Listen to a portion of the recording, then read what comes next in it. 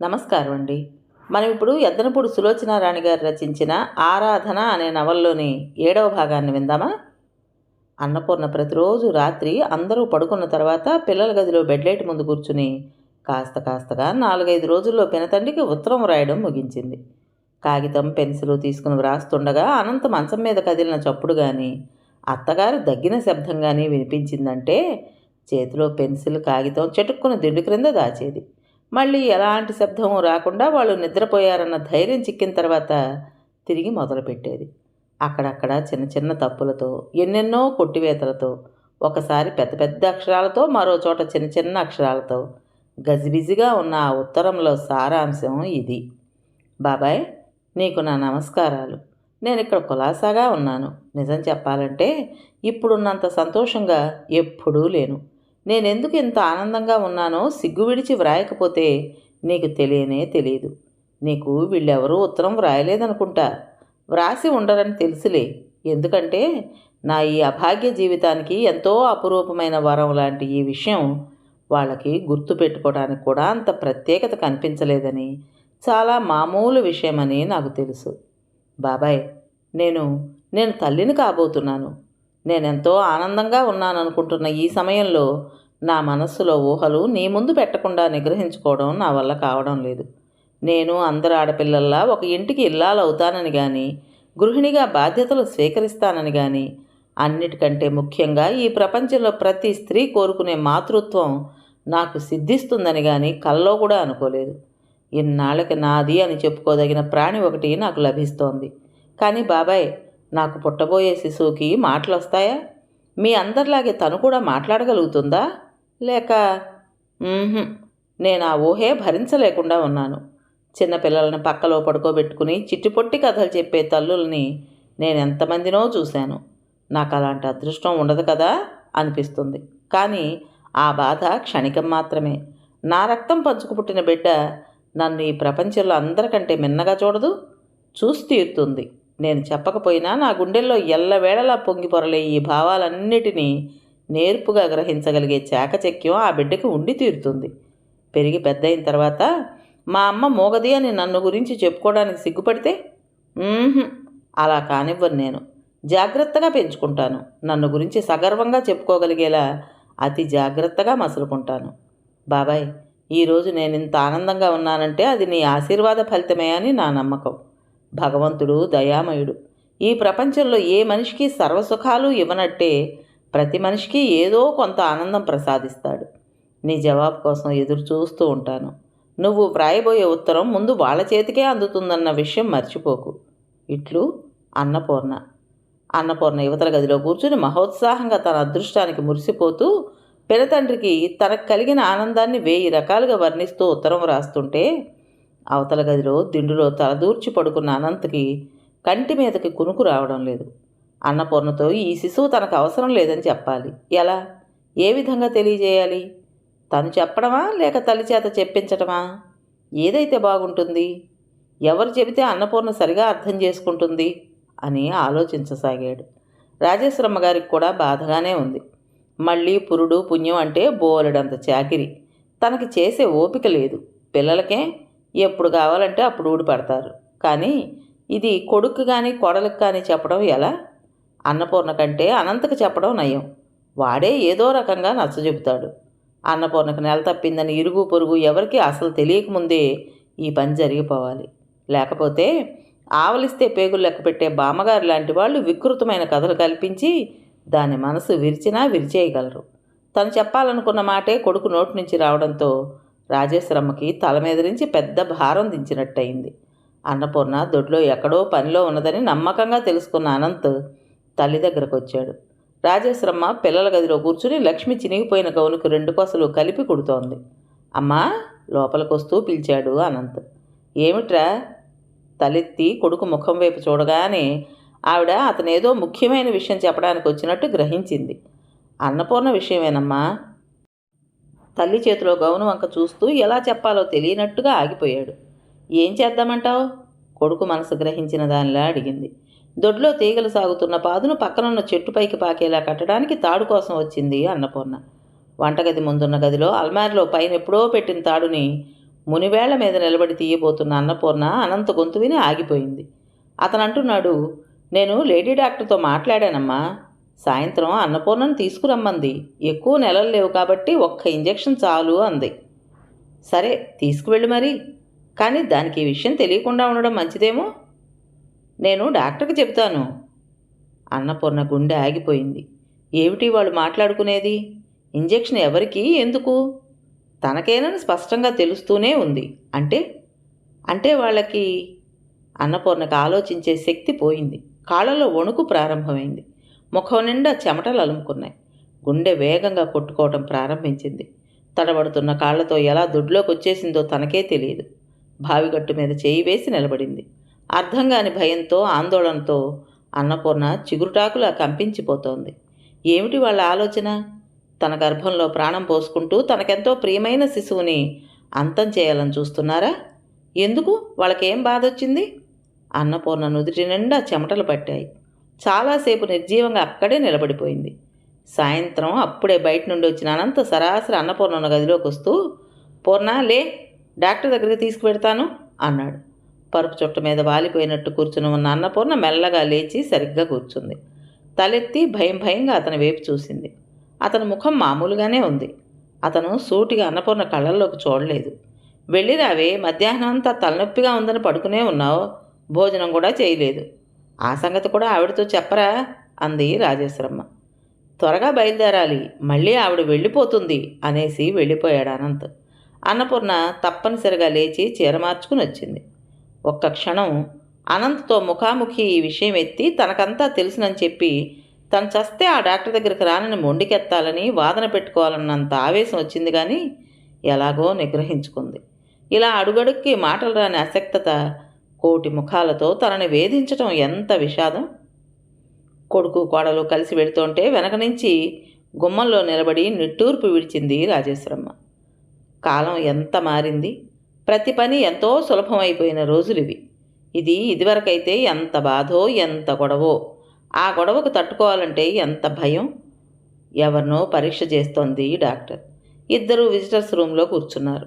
అన్నపూర్ణ, అనంత్ ఇద్దరూ లోపలికి వెళ్ళేసరికి లేడీ డాక్టర్ లోపల గదిలో కళ్ళల్లో మాటికి ఉబ్బుకుపోతున్న నీటిని పెదవులు బిగబట్టి ఎలాగో నిగ్రహించుకోసాగింది. ఆ గది నిండా అక్కడక్కడ చిన్నపిల్లల ఫోటోలున్నాయి. వాటిని చూస్తుంటే ఇంకా ఎలాగో ఉంది. ఎంత ముద్దుగా ఉన్నారా పిల్లలు. వాళ్ళని కనిన ఆ తల్లిదండ్రులు ఎంత అదృష్టవంతులో. తన గర్భంలో మెదులుతున్న శిశువు తనకు దక్కదని తెలిసిన క్షణం నుంచి అన్నపూర్ణకి ఎలాగో ఉంది. తను ఎన్ని కలలు కన్నది, ఎందుకు అన్ని కలలు కన్నది, ఎందుకు అన్ని ఊహలు అల్లుకుంది. తన మీద తనకే కోపం రాసాగింది. ముందు గదిలో కూర్చున్న వేళకి లోపల గదిలోంచి మాటలు వినిపించసాగాయి. ఏం భయం లేదు, అంతా సరిగ్గానే ఉంది. మరో 3 నెలలు ఓపిక పట్టావంటే పండంటి పాపాయిని ఎత్తుకుంటావు. 3 నెలలంటే ఎంత? 3 నిమిషాల్లో తిరిగిపోవు అంటోంది లేడీ డాక్టర్. ఏమోనమ్మా, ఈసారి నీ చేతి సెలవు వల్ల ఈ బిడ్డన్నా మాకు దక్కితే అదే 10,000. మా ఓడికి పిల్లలంటే ఎంత ప్రాణమని అంటోంది మరో కంఠం. ఏం పర్వాలేదు, నువ్వు ధైర్యంగా ఉండు. నువ్వు మీ ఆయన పండంటి పిల్లాన్ని ఎత్తుకుని మా క్లినిక్ నుంచి వెళ్ళకపోతే చూడు మరి. ఇదిగో ఈ మందులు మర్చిపోకుండా తీసుకో. అమ్మో, నేను మర్చినా మావాడు మరుస్తాడేంటి, ప్రాణం తినేయుడు. నవ్వు వినిపించింది. మళ్ళీ ఈ తారీఖునరా, పరీక్ష చేస్తా. అలాగే, వస్తానమ్మా. ఇద్దరూ బయటకొచ్చారు. లేడీ డాక్టర్ రాగానే అనంత్ లేచి నిలబడి నమస్కారం చేశాడు. ఆవిడ ప్రతి నమస్కారం చేసి అన్నపూర్ణను చూసి చిరునవ్వు నవ్వింది. అన్నపూర్ణ గదిలోంచి నడిచి వెళుతున్న ఇంకో వ్యక్తిని చూస్తోంది. డాక్టర్ ఇంత క్రితం పరీక్ష చేసిన ఆ వ్యక్తి నల్లగా, పొట్టిగా, కొద్దిగా వికృతంగా ఉన్నా ఎత్తుగా ఉన్న పొట్టతో ఒక విధమైన హుందాతనంతో నడిచి వెళుతోంది.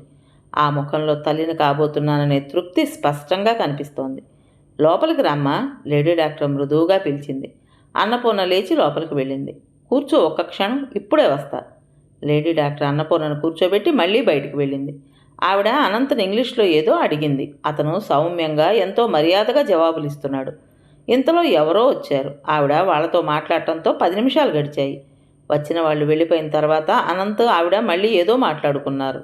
లోపల గదిలో కూర్చుని ఉన్న అన్నపూర్ణ కళ్ళు పెద్దవి చేసి బీరువాలో వరుసగా ఉన్న మందుల వైపు చూస్తోంది. ఇందులో ఏ దరిద్రపు మందు తన ఆనందాన్ని హరించబోతోంది? ఏ సూది తన గుండెల్లో గుణపంలా గుచ్చుకోబోతోంది? అన్నపూర్ణ కళ్ళ ముందు ఇంత క్రితం నడిచి వెళ్ళిన ఆ నల్లటి స్త్రీయే కదులుతోంది. ఆ పుట్టబోయే సంతానం కోసం ఆ మనిషి ఎన్ని శ్రద్ధలు తీసుకుంటోంది, ఎంత జాగ్రత్త వహిస్తోంది. అన్నపూర్ణ గుండెల ఆవేశంతో ఎగిరి పడుతున్నాయి. తను అనంత కోరికని ఎందుకు మన్నించాలి? ఈ ఒక్క విషయంలో తను ఎవరు ఏమి చెప్పినా వినదు. తనకు ఆ మాత్రం స్వతంత్రం లేదా? తనకిష్టం లేదని ఈ డాక్టర్తో చెప్పేస్తే, ఇష్టం లేదన్న తర్వాత కూడా బలవంతంగా పట్టి ఇంజెక్షన్ ఇస్తుందా? అన్నపూర్ణ కళ్ళకి ఎదురుగా ఆవిడ పెన్ను, ప్రిస్క్రిప్షన్ వ్రాసే పుస్తకం కనిపించాయి. కానీ ఏమైనా కానీ ఫలితం ఎలాగైనా ఉండని, కనీసం తను ప్రయత్నమైనా చేసి తీరుతుంది. అన్నపూర్ణ కింది పెదవి పళ్ళతో నొక్కిపట్టి మెల్లగా ప్రిస్క్రిప్షన్ పుస్తకం మీద ఇలా వ్రాసింది. డాక్టర్, ఈ శిశువు నాకు కావాలి. నేను మోగదాన్ని. నా మనసులో బాధంతా మాటల రూపంలో మీకు వ్యక్తం చేయలేని అశక్తురాల్ని.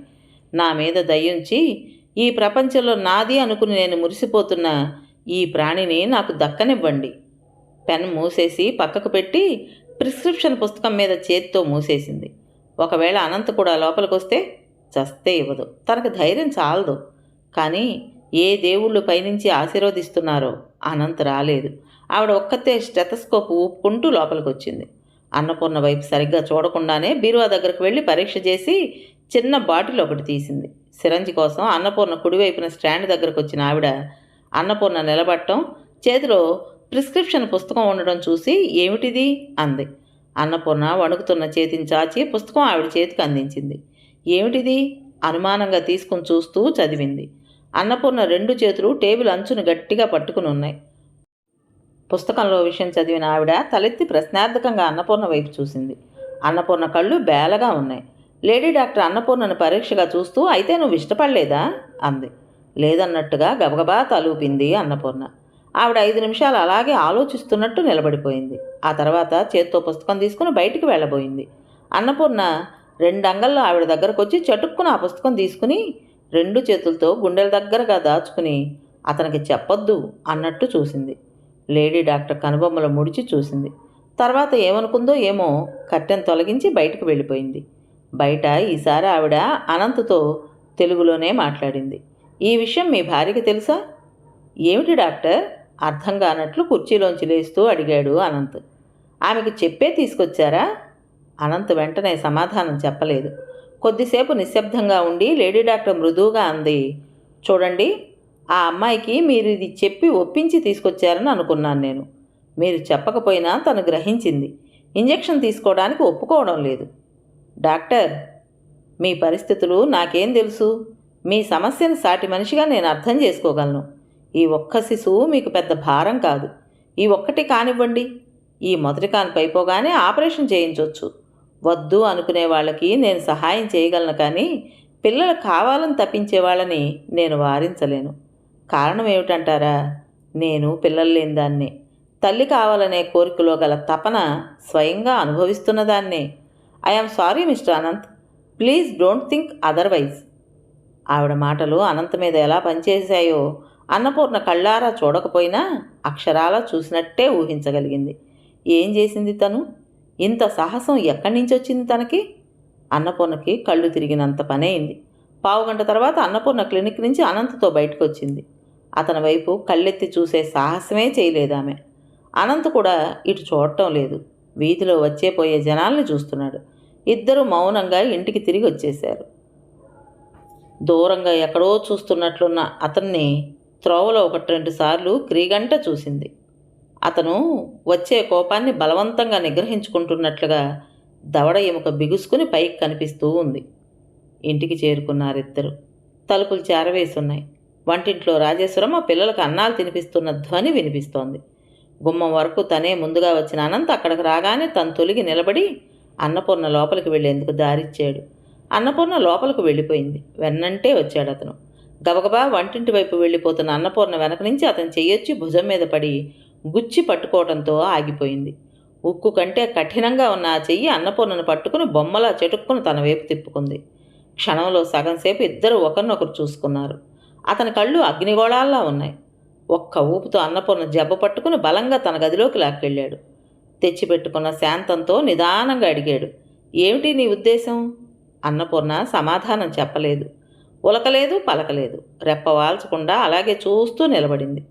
నేనెందుకు నిన్ను తీసుకువెడుతున్నానో తెలిసిందానివి ఇక్కడే ఇష్టం లేదని నాతో ఎందుకు చెప్పలేదు? అతని కంఠంలో అణిచిపెట్టుకున్న కోపం కట్టలు తెంచుకుని ఒక్కొక్క మాటలో ఒక్కొక్క మెట్టే ఎక్కుతూ ఉండడం అన్నపూర్ణ గమనిస్తూనే ఉంది. ఆవిడ ముందు నన్ను వెధవం చేసి తమాషా చూడాలనే కదూ నీ ఉద్దేశం? ఉరిమినట్టున్న ఆ మాటతో పాటు పిడుగులు పడ్డట్టుగా అన్నపూర్ణ ఆ చెంప ఈ చెంప అదిరిపోవటం, అన్నపూర్ణ గొంతు కెవ్వుమన్నట్టు వికృతంగా కీచుమనడం అన్నీ ఒకేసారి జరిగిపోయాయి. ఆవేశంతో పిచ్చెక్కిన వాడిలా ఉన్న అనంత్ అన్నపూర్ణను సాధ్యమైనంత విసురుగా వీలైనంత బలంగా దూరంగా తోసేశాడు. గోడకు వెళ్ళి కొట్టుకున్న అన్నపూర్ణ తూలి పడబోయి ఎలాగో నిగ్రహించుకుని ఆగింది. చెప్పు, మాట్లాడవే? రెట్టిస్తూ మళ్ళీ దగ్గరకొచ్చాడు. అన్నపూర్ణ భయపడిపోయిన దానిలా వెనక్కి వెనక్కి వెళ్ళి గోడకు అంటుకుపోయి నిలబడింది.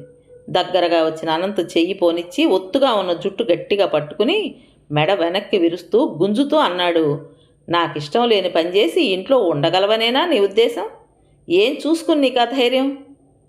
ఏమిట్రా అనంత్, ఏమైంది అంటూ రాజేశ్వరమ్మ పరిగెత్తుకొచ్చింది.